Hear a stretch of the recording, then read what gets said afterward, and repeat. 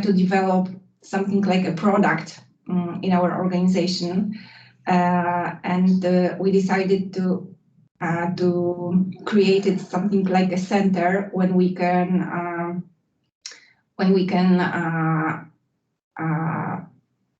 offer these programs on a constant basis.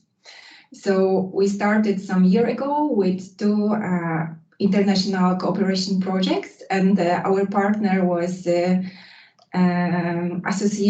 Asociación Experiencia. This is an organization from Spain, and they were sharing with us their knowledge about the adventure therapy method. So during this year, we have implemented pilot programs, and we tested the programs. We trained our staff and also staff from other non-governmental organizations to use this method. And we produced some guidebooks on how to build the programs, how to implement the programs in non-governmental organizations.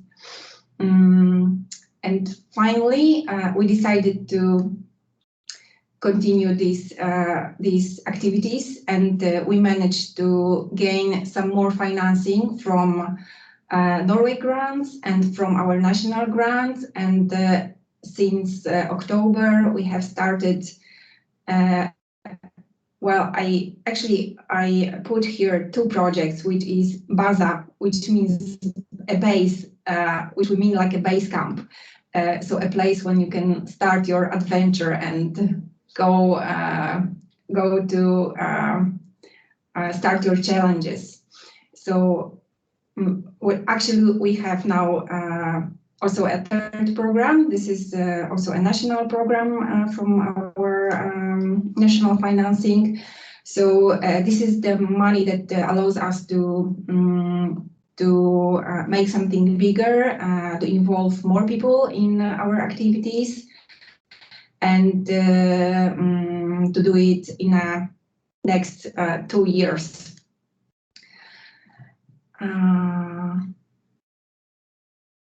Okay, so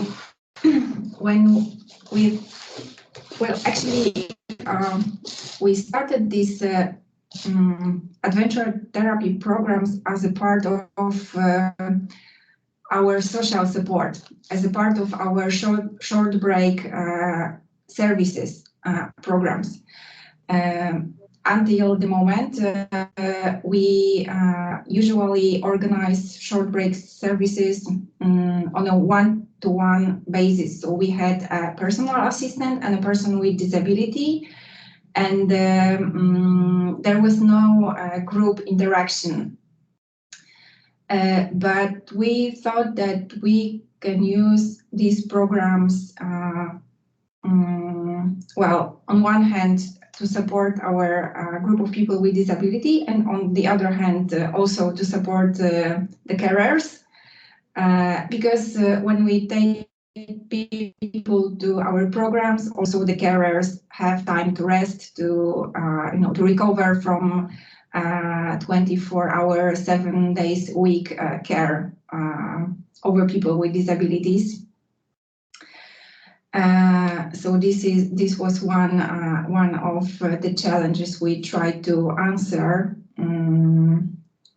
to support the carers, not only people with disabilities. But after COVID, well, we started the project during COVID time. So people with disabilities, were affected as probably most of us, because the institutions, the centers that supported people were closed, and there were lack of social reactions between people. So what we saw was something like a regress in behavioral functioning of people.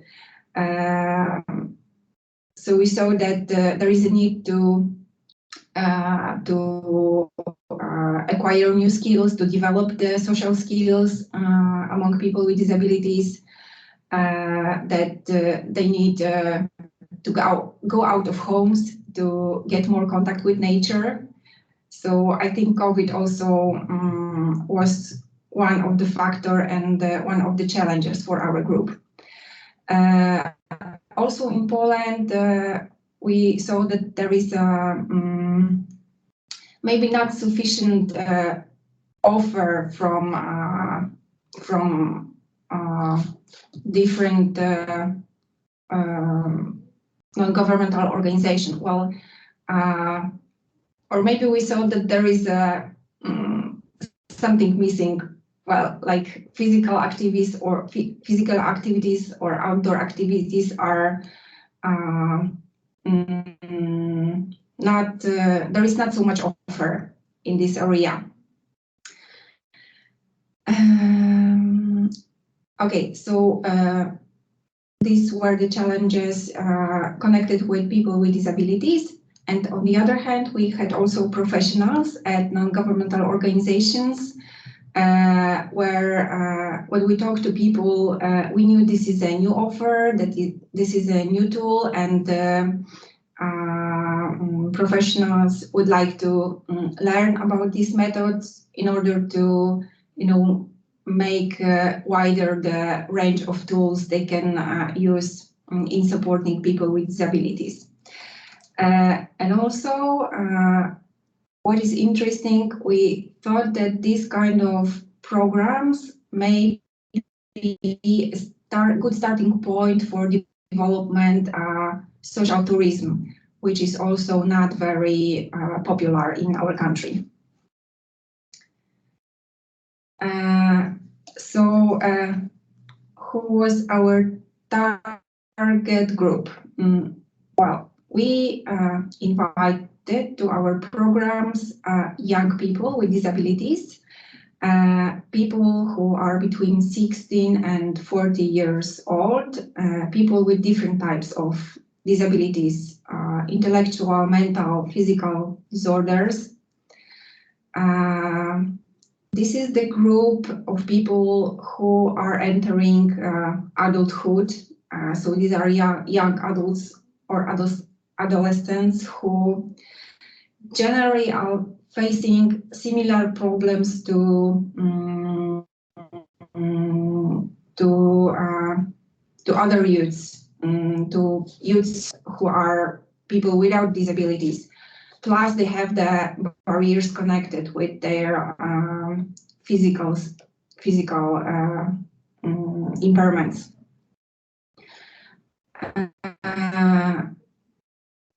On the other hand, we have a group of people with intellectual disabilities who are very much protected with their parents, sometimes even overprotected from their carers or parents, which results in low life skills or motivation to take up activities.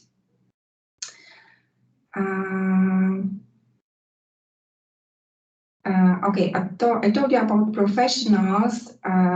So these are people from NGOs who wanted to build up new skills and learn new methods. And we also thought to involve to our programs volunteers, so young people like students from different university types, basically mostly psychology, rehabilitation, physiotherapy, or tourism, because what we saw also after COVID, they were also the group that we thought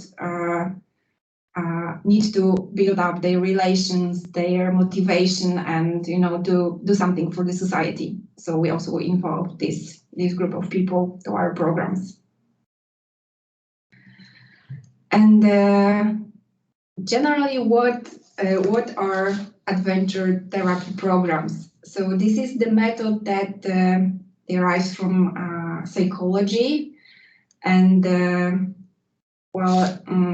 it promotes rehabilitation, growth, the development of people. And very important is that this is experiential education. So people learn by doing. So we don't sit in class and teach and people listen, but we get people into real situations. And for example, you need to cook yourself something on a bonfire, or you need to prepare a bonfire. You need to climb a mountain, or you need to, I don't know, do some activity in a group of people. You are outdoors. Another important factor is that they are nature-based activities. So the impact of nature is very essential as a because we believe in positive and healing effects of being in nature. Very important factor in adventure therapy programs is that it always has some challenge, physical or psychological challenge. So when people enter the programs, the facilitators try to prepare the programs so the participants come out of the comfort zones. So they because when you go out of your comfort zone, then you learn new skills. And very important for this is to make a good diagnosis of your target group, because in case of people with disabilities, this is a very, very important factor to know,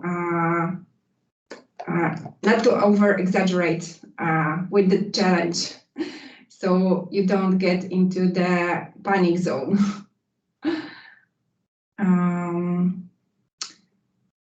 What is also interesting about these adventure therapy programs that it's very flexible, and you can build it in different ways. So, for example, it can be a one-day program, 2 days programs.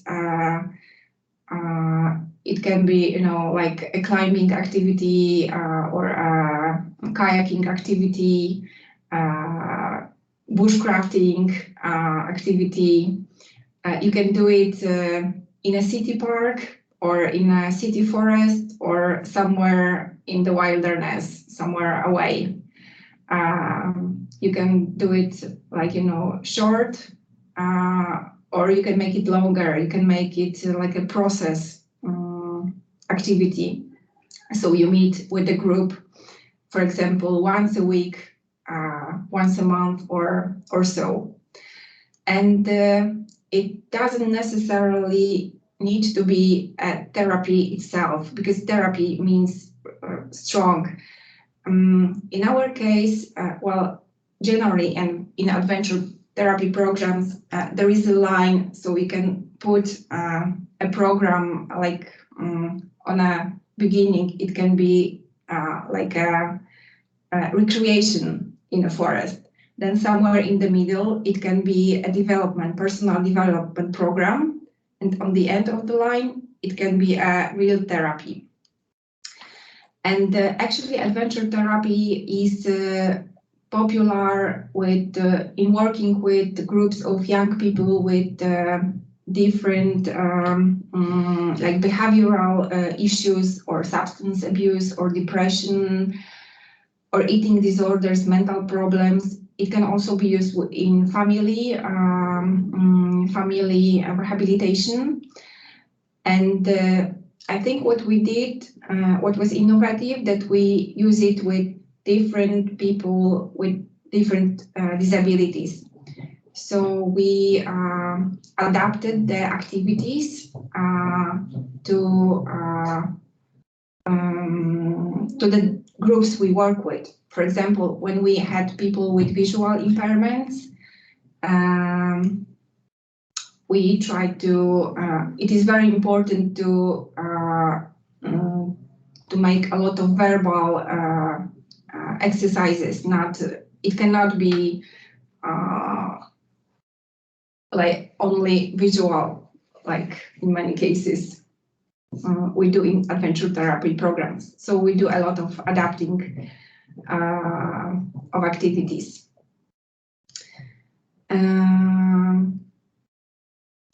Okay, sorry.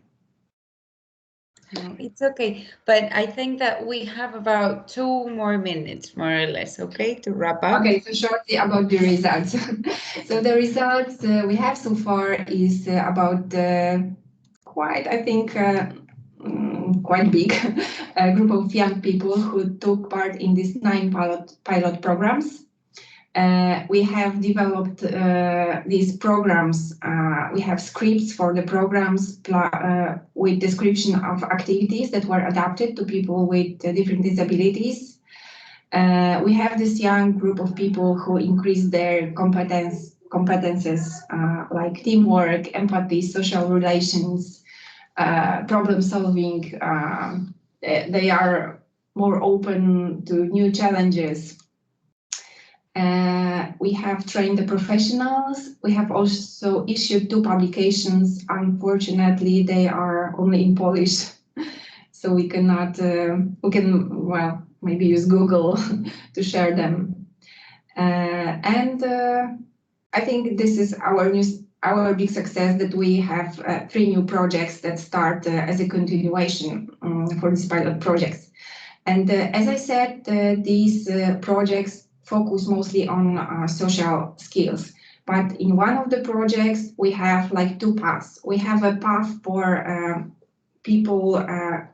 This is the project where we support people with disabilities. And we have a path with adventure therapy programs where we support the development of social skills of the people. But we have also the path of professional development. So we have like career counseling sessions, internships, and training. But now when we discuss it in our team, we think that we can see the effects of the programs, of the adventure therapy programs, so people who are on the social path, and to allow those people who want to enter also this employment path.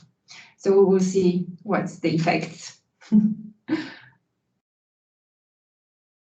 Okay, so in the presentation, you can I put some links to our videos. So if you would like to see how we do it, you can watch it in some more time. And to sum up, well, we are generally interested in transnational cooperation and supporting people with disabilities.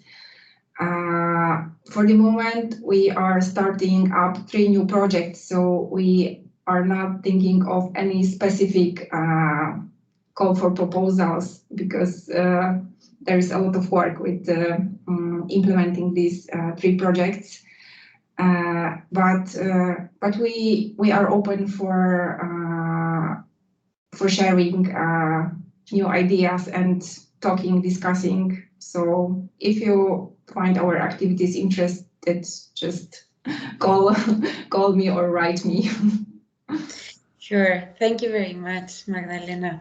Sure. At the end of the webinar, we'll also be sending all attendees the PPTs with your contact and a very short survey on the webinar where they can tell us which are the practices that they're mostly interested in.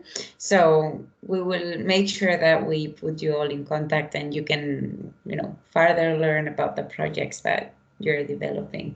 So thank you very much, Magdalena. That was very interesting. Yes, we're now going to give the floor to the next practice, but hopefully at the end we'll have a few minutes to answer questions if there are any, or to share some other general comments. And so we have with us Miguel, who is from the Misericordia Training Center, and he's also going to be sharing us a practice that comes out of a European initiative or a European program. And well, welcome, Miguel, and thank you for joining us today to explain your work. Hello to everybody. Yeah. Can you hear me? Yeah, perfectly well. Very well. Fantastic. Okay, so my name is Miguel. We are a vocational school in Valencia, in Spain. And we are the Spanish National Reference Center for Business Management and also the Spanish National Reference Center for IT. And we are also the Regional Reference Center for Social Care. So at the end, we are a state vocational center with more than 3,000 students and 200 teachers.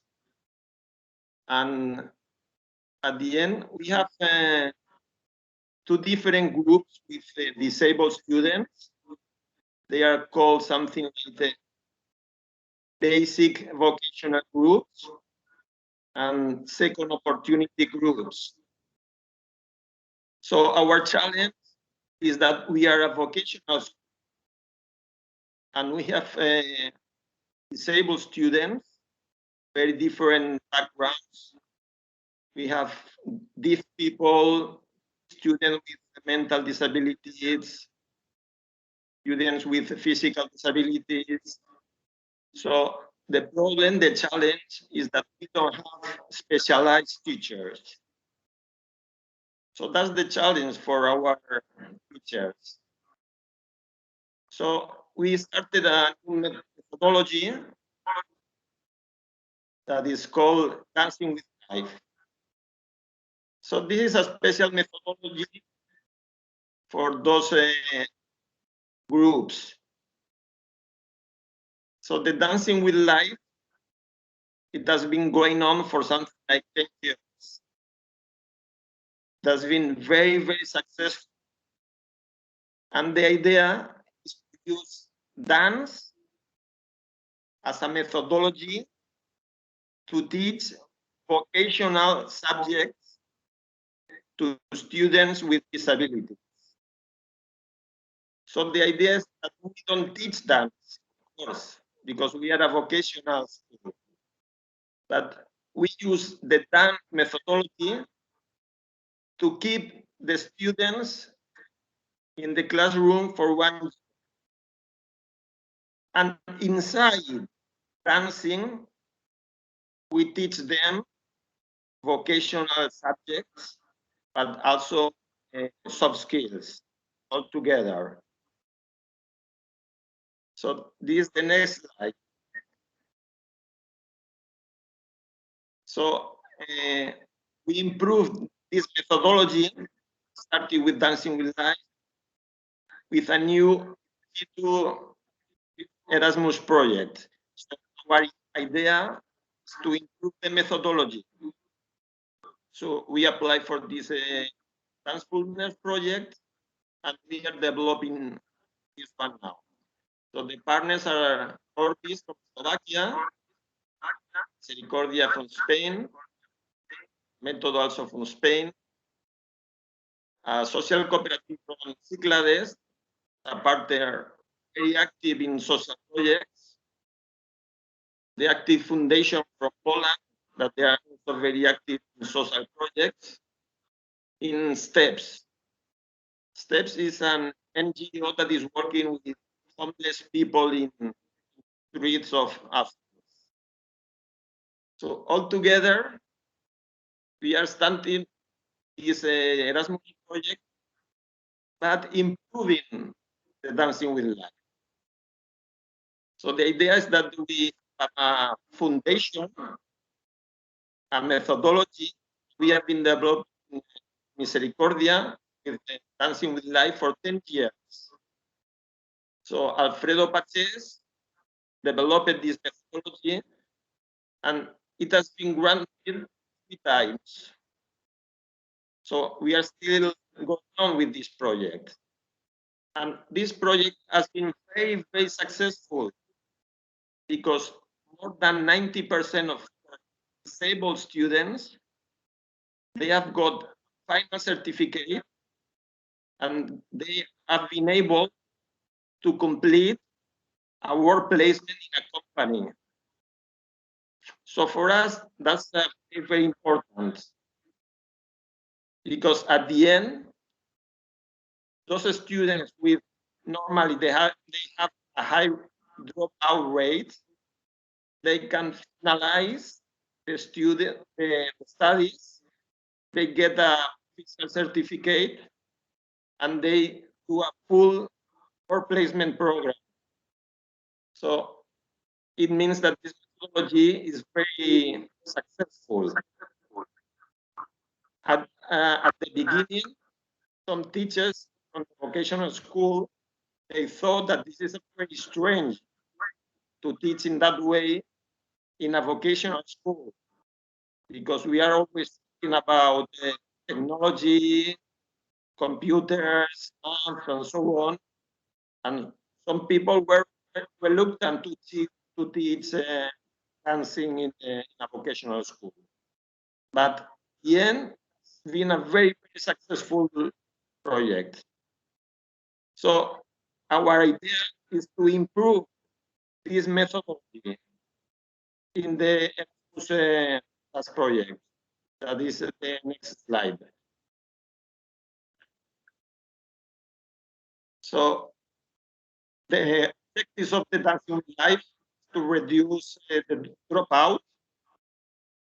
The second objective, to teach in a different way. So that's why we needed a very different methodology. And that's why at the end, we are improving this methodology in a better way with the Erasmus Plus project.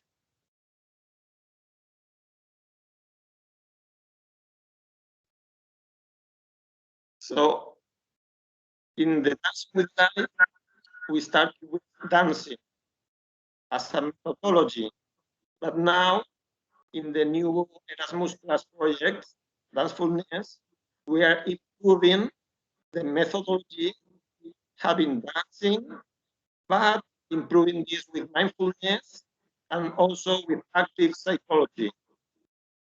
So in our team, we have very good partners with a lot of experience, and all together we want to improve this new methodology to have a better one with more steps. So that's the idea of the Dancefulness. So as I said, the dancing is the attraction for the students, because many people, they think we are teaching dancing, we are teaching how to dance, and it's not like that. Dance for us, because we are a vocational school, is just a facilitator. It's a very, very good way to keep our students in the classroom for a year. So that's very, very important. And mindfulness is also a very important foundation, because we are working with the students with difficult backgrounds, with very strong disabilities, mental disabilities, also physical disabilities. So mindfulness is very important to manage the problems, but in order to build personal diversity. And also is the foundation to teach them vocational subjects, because at the end we are vocational school, and they need to have a title at the end. So we use the mindfulness to improve their situation, but in order to teach them vocational subjects. And at the end, we are also using active psychology. So it's a way of improving their situation. So it's like building personal leadership. Sorry. So sometimes mindfulness is to become better, but active psychology is to improve the situation and their soft skills. So that's the idea of the new methodology, to have the three tools all together in a new methodology. So we are working now with this Erasmus project, and we expect to have those results. The first one is the best practice manual. So we are doing a research about the best practice of the institutions around Europe. So we are going to write this manual with the best practices. The second result for us is the most important one. It's an online course for trainers. So we are to teach trainers this new methodology with the three steps. So the idea is that other schools, other things can improve this methodology. So of course, it will be open to everybody. And the third one will be a course also for trainers, but it will be based on video pills. So the idea is that we will record a lot of short videos with practical lessons about how to manage this methodology with dancing, mindfulness, and active psychology. So I would say that at the beginning, we are very, very active in K2 projects, many of them about inclusion, but also entrepreneurship. So we have developed something like 20 projects, and we are always open to develop new ones. And thank you very much for attention. Okay, Miguel, thank you. There were some problems with your audio right at the very end, but I think that more or less we got all the information right. Thank you very much for sharing. And as I mentioned also to Magdalena, we'll see at the end if there are some questions that we can further discuss. And in any case, we'll put you all in touch so you can get some questions from other people attending that probably they would like to learn a bit more. And so we're going to finally move into our last practice of the day, and it comes from Synthesis Center for Research and Education in Cyprus. We have today Irene and Eliza, and well, welcome both of you, and thank you very much for joining us and for sharing your practice with us today. So, hello everyone. I hope you can hear me well, because yes, I'm actually locked up in a meeting room next to another meeting happening. So right now we are in Milan, and I will share with you some projects we have had with great success. Allow me to start the presentation. Hopefully I can start it. Here it is. So can you see my first slide? Yes, perfect. You're on your first slide. Then Synthesis Center for Research and Education is an institution in Cyprus, and our key expertise areas are social entrepreneurship, social innovation and inclusion, and community resiliency and continuity.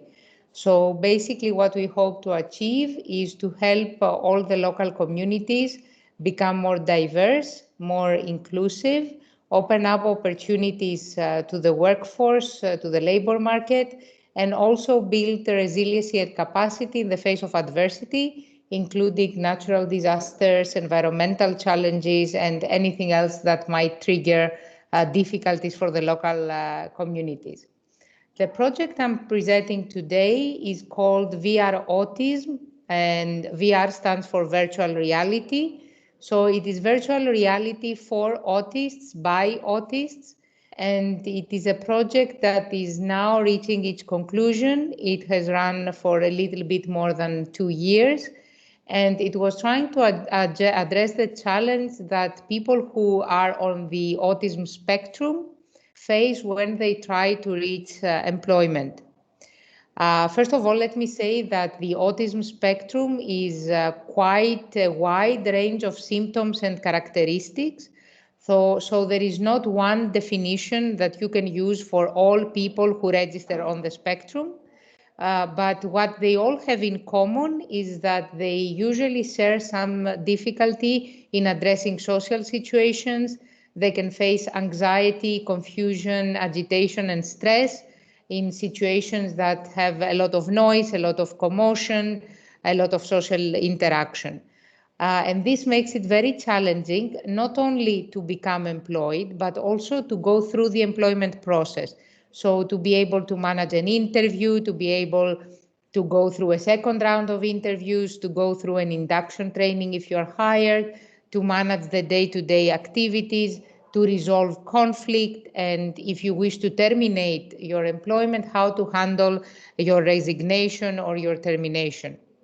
Our target group is all the people who are either officially diagnosed as being on the autism spectrum, or people who believe they register on the autism spectrum but have never reached out to get an official diagnosis.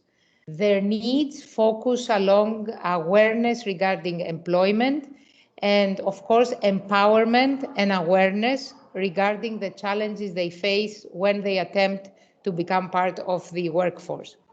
The methodology used was basically experiential learning. So the idea is that we would use virtual reality technology to replicate 5 situations that are very common when you're seeking employment, and through prolonged exposure through a safe process, desensitize the people to the stress that these processes can generate. Some of them included how to handle a colleague's birthday. So everybody singing happy birthday, making lots of noise, kissing, hugging, creating a lot of commotion. Another one was to handle how to handle an emergency evacuation.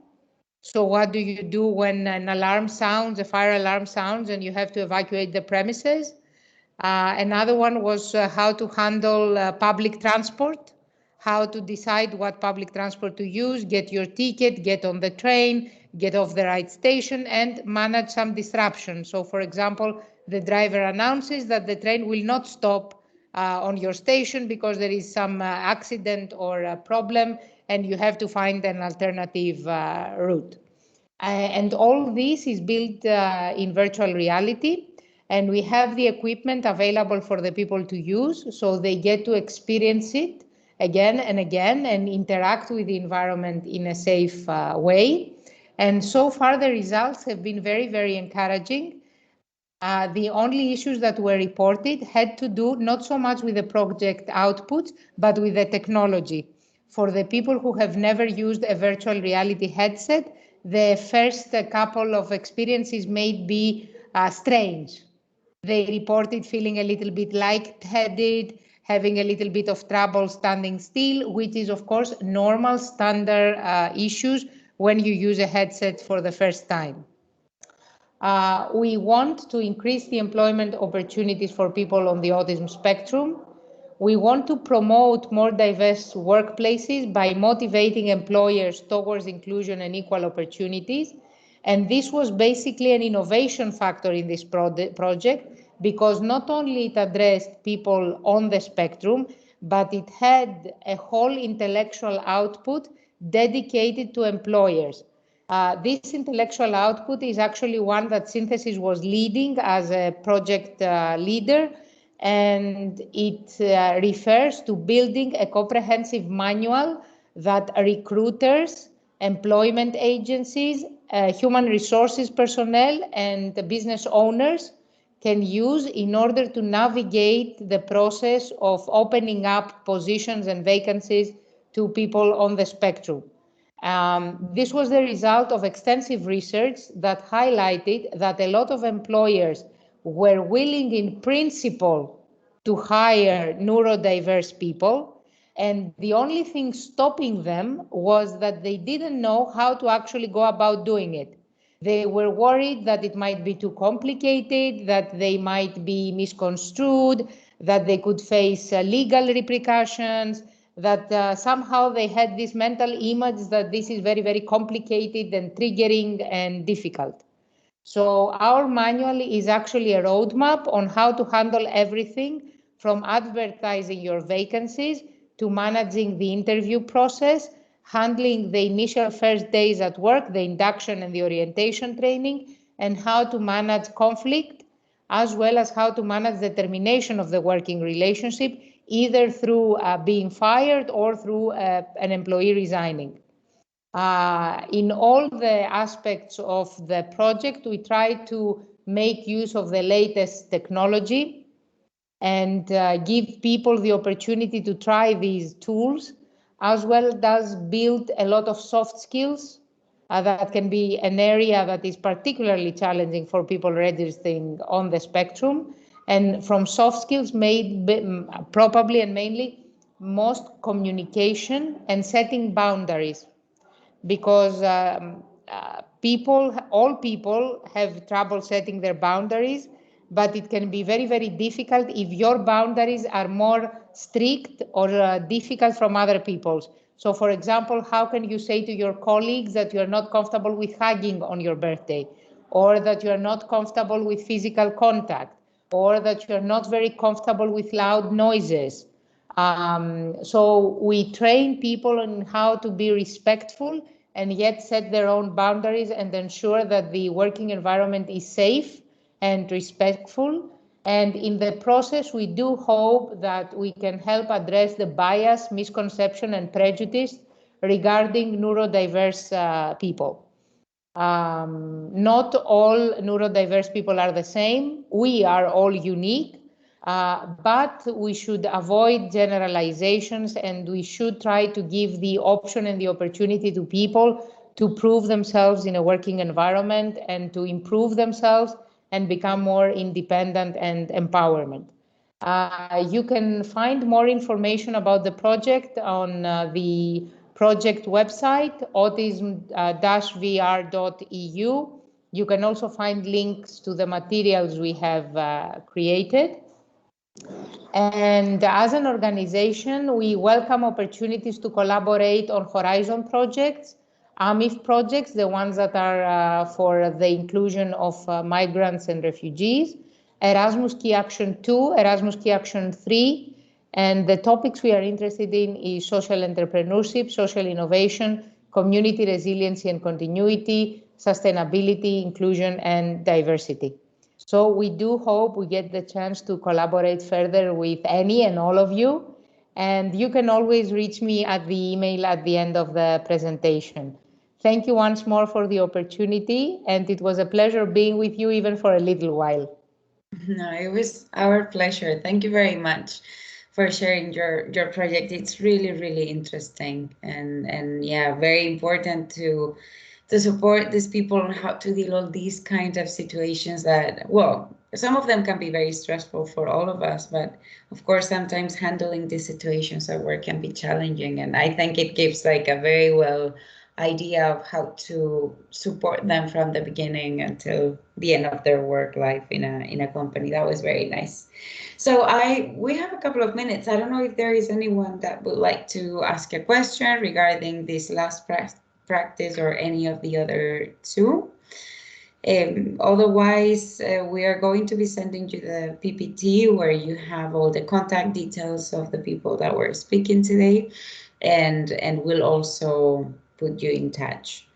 So I don't know if anyone has a question, anything that would like to comment. No? Okay. Otherwise, maybe Alicia, I don't know if you want to wrap up and do a farewell to close up the webinar. Yes, I'm here.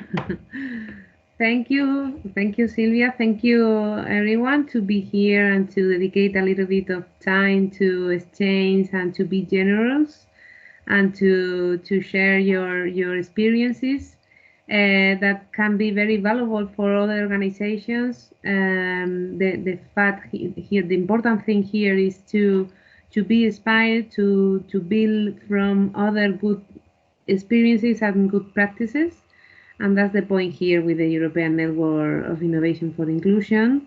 I think that the common thing is the target group, but you have tested different ways to improve their skills or their employability or their engagement in the programs.